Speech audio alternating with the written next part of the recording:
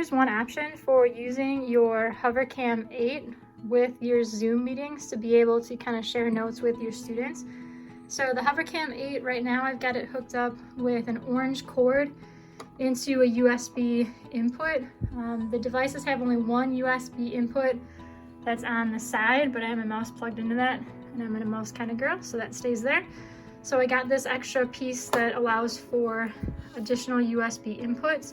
I'll try it next with the HDMI cord, but right now that's what I got rocking, just to test it out.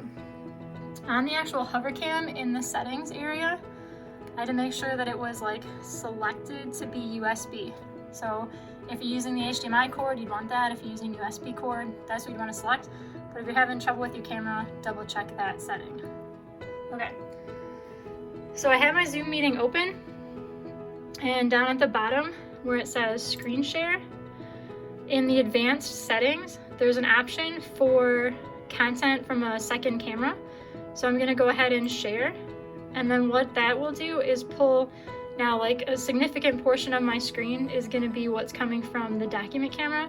And then it's gonna show, this is still from my webcam in the upper right-hand corner.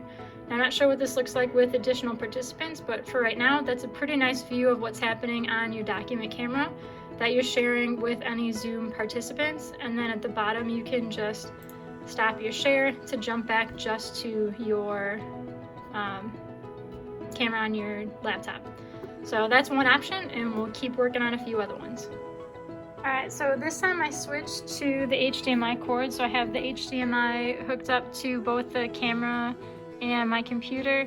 And then when I switch the main screen to show HDMI, it's not actually recognizing anywhere on my computer. So all the places I would go to try to select a camera to run through my computer and Zoom and WeVideo, none of it is actually recognizing my camera using the HDMI cord. So at this point, I would recommend using the orange cord that was specific to the HoverCam. So it has an end like this that goes into the HoverCam and the USB plug-in to go to your laptop.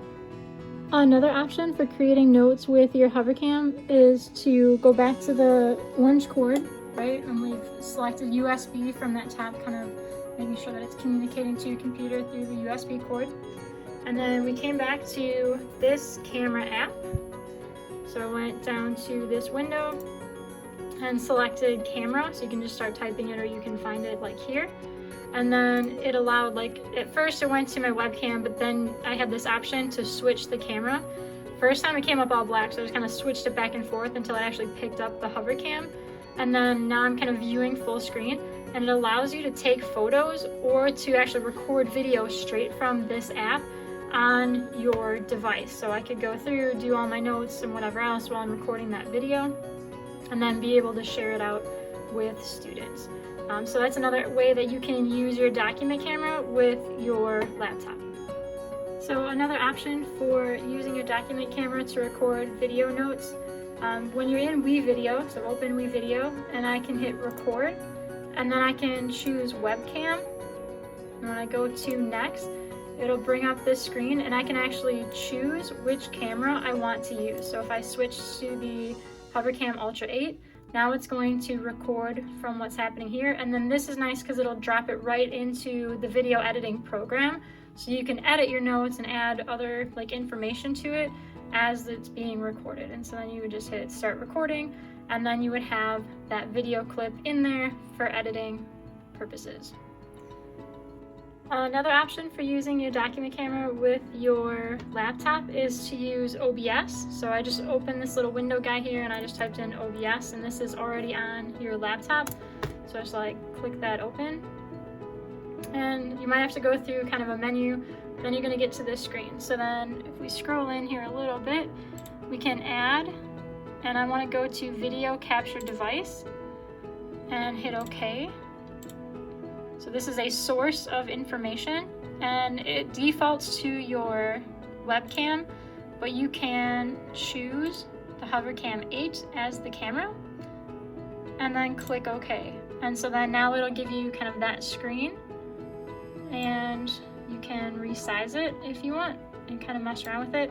And then at the bottom, not at the bottom, on the side, you have this idea, start recording, but you can also set up like hotkeys in this program and use OBS to, like, you know, a couple keys and you're recording, a couple keys and you're stopping, and then it'll save those videos to your laptop. So this would be another option.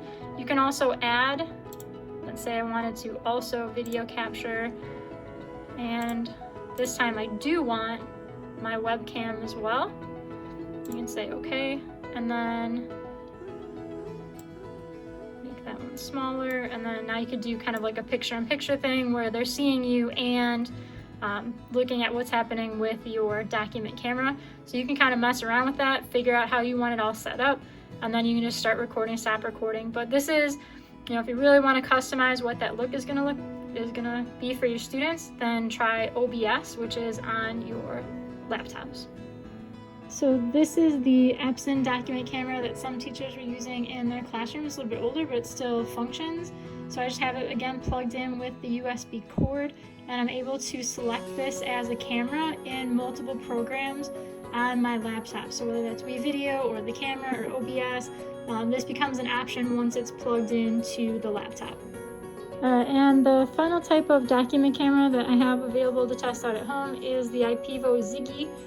So this also has the USB input, so just plug it into your USB port, and then you'll be able to use it just like any other camera selection in any of the programs that we've discussed earlier.